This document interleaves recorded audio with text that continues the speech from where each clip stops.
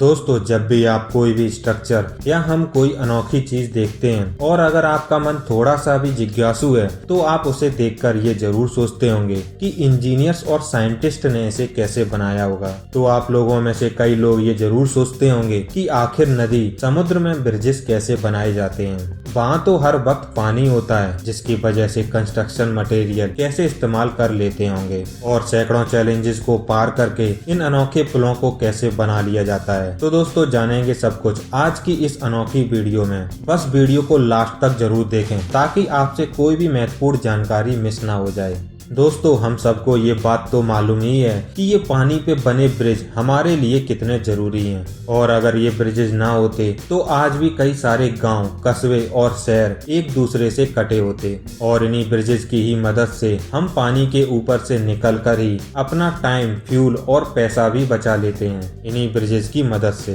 दोस्तों, दुनिया भर में मौजूद कई ब्रिजेज ऐसे भी हैं जो कि बहुत ज्यादा ही फेमस हैं और इन फेमस ब्रिजेज में से कुछ अपनी इंजीनियरिंग के लिए तो वहीं कुछ ब्रिजेज अपने हिस्टोरिकल इम्पोर्टेंस की वजह से मशहूर हैं। अब आपने नदी और समुद्र में अलग अलग तरह के ब्रिजेज देखे होंगे। किसी ब्रिज की कॉस्ट कम होती है और किसी की ज्यादा। अब ऐसे में हम एक जैसे ही ब्रिज क्यों नहीं बना लेते? तो इसकी वजह ये है कि इन ब्रिजेस का निर्माण जगह को देख के किया जाता है, क्योंकि हर जगह पर अलग अलग तरह की सरफेस या यूं कहें कि मिट्टी अलग अलग होती है। अब ये तो है नहीं कि गवर्नमेंट को शौक है कि पैसा ज्यादा खर्च करना है और हम भी तो चाहते हैं हमें कोई भी चीज कम से कम पैसे में मिल जाए। तो अब इन्हीं सब बातों को ध्यान में रखकर ही हर जगह उसकी सरफेस के हिसाब से ब्रिज बनाए जाते हैं, जैसे कि beam bridge, suspension bridge, arch bridge आदि। ये ब्रिजेस के कुछ टाइप हैं, तभी इंजीनियर्स इन खास ब्रिजेस को डिजाइन करते हैं। दोस्तों, कोई भी ब्रिज तब तक मजबूती से खड़ा रह सकता है जब उस पर पड़ने वाला वजन डायरेक्ट या फिर इनडायरेक्ट तरीके से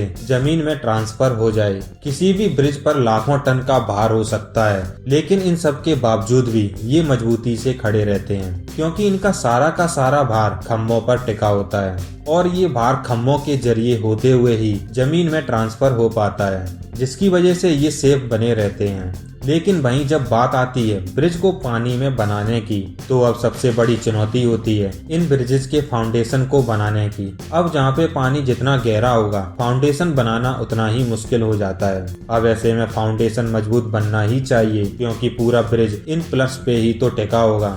अब दोस्तों, किसी भी फाउंडेशन को बनाने के लिए क्या करते हैं, आइए समझते हैं। अब किसी भी नदी पर पुल बनाने के लिए सबसे पहले हमें पिलर चाहिए होते हैं। तो अब उनको बनाने के लिए इंजीनियर सबसे पहले एक खास प्रकार का स्ट्रक्चर तैयार करते हैं। अब इसको बनाते समय कुछ बातों को ध्यान में रखा जाता है, जैसे कि पानी की मैक्सिमम और मिनिमम गहराई, पानी के बहाव की स्पीड, पानी के नीचे की मिट्टी, पुल पर चलने वाली गाड़ियों का वजन और पुल का वजन आदि छोटी से छोटी चीजों को ध्यान में रखा जाता है। अब इसके बाद डिसाइड किया जाता है कि पुल की नींव कैसी रखी जाए और जब ये डिसाइड हो जाता है कि इस जगह पर इस प्रकार की नींव बनाई जाएगी और अब इस नींव को कॉफर डैम बोला जाता है और इस कॉफर डैम का स्ट्रक्चर सर्कुलर होता है तो कभी स्क्वायर में। अब सवाल आता है कि आखिर ये कॉफर डैम कैसे बनाया जाता है और ये दिखने में कैसा होता है। अब कॉफर डैम को बनाने के लिए सबसे पहले स्टील की बड़ी बड़ी रॉड ली जाती हैं और इन्हें आपस में जोड़ के सर्कुलर या स्क्वायर शेप दिया जाता है और जब ये स्ट्रक्चर बन जाता है तब इसे क्रेन की मदद से पानी में उतार दिया जाता है।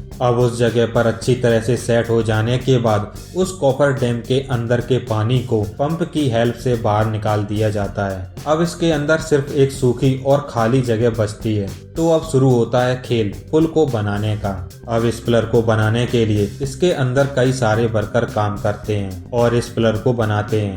लेकिन एक बात ध्यान रखना कि कॉफर डैम हर जगह काम नहीं आता, क्योंकि किसी किसी जगह पर पानी गहरा होने की वजह से कॉफर डैम नहीं बनाया जा सकता है। जैसे मान लो अगर समुद्र में पिलर बनाना हो तो वहाँ पे समुद्र के तल में सबसे पहले कोई ठोस जगह देखते हैं और उसकी गहराई मापते हैं। इसके बाद उस जगह पर गड्ढा खोदा जाता है बड़ी बड़ी मशीनों की मदद से, जैसे कि बोरवेल बनाते समय करते हैं, बिल्कुल वैसे ही। फिर उस बोरवेल में स्टील या फिर लोहे के मोटे मोटे पाइप डाले जाते हैं। फिर पाइप के अंदर का सारा पानी बाहर निकाला जाता है, जिसके बाद उस पाइप में सीमेंट और कंक्रीट का मिश्रण भरा जाता है, जरूरत के हिसाब से एक से ज्यादा खंभे तैयार करके आपस में जोड़ भी सकते हैं, जिससे एक मजबूत खंभा तैयार हो जाता है। जैसे जैसे खंभे बनते जाते हैं वैसे वैसे उनके ऊपर रोड भी तैयार की जाती है। जब 2 खंभे बनकर तैयार हो जाते हैं तब सबसे पहले बड़ी बड़ी मशीनों के द्वारा बड़े बड़े उन खंभों को जोड़ा जाता है और ये सीमेंट कंक्रीट के ब्लॉक किसी दूसरी जगह पर तैयार होते हैं।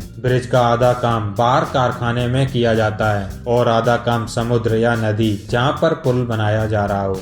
बड़े बड़े सीमेंट के ब्लॉक्स को समुद्र में ले जाने के लिए बड़ी बड़ी शिप्स को इस्तेमाल में लिया जाता है और अब वहां पहुंचने के बाद क्रेन के द्वारा इन ब्लॉक्स को उठाया जाता है और फिर स्टेप बाय स्टेप पुल का निर्माण किया जाता है। वहीं दोस्तों कई सिचुएशंस में फ्लोट इन कॉफर डैम भी बनाए जाते हैं, जिसमें या तो उसके नीचे कुछ ऐसी मशीनें फिट कर दी जाती हैं जो पानी के ऊपर तैरती रहती हैं या फिर जहाज की मदद से इन्हें एक जगह से दूसरी जगह ले जाया जाता है, जिसके बाद इन्हें रोटेट करके पानी के अंदर डाल दिया जाता है। दोस्तों इस पूरी प्रक्रिया में काफी समय लगता है और ये काम थोड़ा खतरनाक भी होता है, लेकिन दोस्तों जितने भी लोग इस तरह के काम में लगे होते हैं वो काफी प्रोफेशनल होते हैं। चाहे वो वर्कर हो या फिर इंजीनियर्स, सभी को इन कामों का काफी अनुभव होता है, जिसके बाद ही उन्हें ऐसे जटिल प्रोजेक्ट्स पर काम करने के लिए भेजा जाता है। क्योंकि अगर ये ब्रिज किसी नौसिखिए के द्वारा बनाए जाएं तो उसका खामियाजा कई लोगों की मौत से भुगतना पड़ सकता है। अब हमारे अपने ही देश के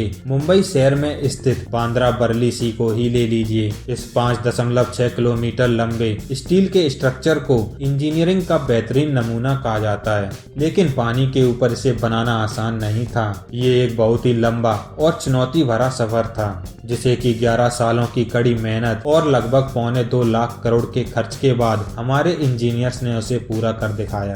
तो दोस्तों अब तक तो आप समझ ही चुके होंगे कि इस तरह के ब्रिजेस बनाने में इतने पैसे क्यों खर्च होते हैं। ऐसे में ब्रिज बनाने में खर्च के साथ साथ काफी समय भी लग जाता है, लेकिन इसके बावजूद भी कई बार ब्रिज फेल हो जाते हैं। इससे बचने के लिए प्रॉपर तरीके से ब्रिज बनाना बहुत ही जरूरी होता है और ऐसे में वो सभी एहतियात बरते जाते हैं जो कि जरूरी होता है। तो दोस्तों आज की इस वीडियो को देखने के बाद आपने पानी पर बनने वाले इन ब्रिजेस के बारे में कुछ नया और इंटरेस्टिंग तो जरूर जाना होगा।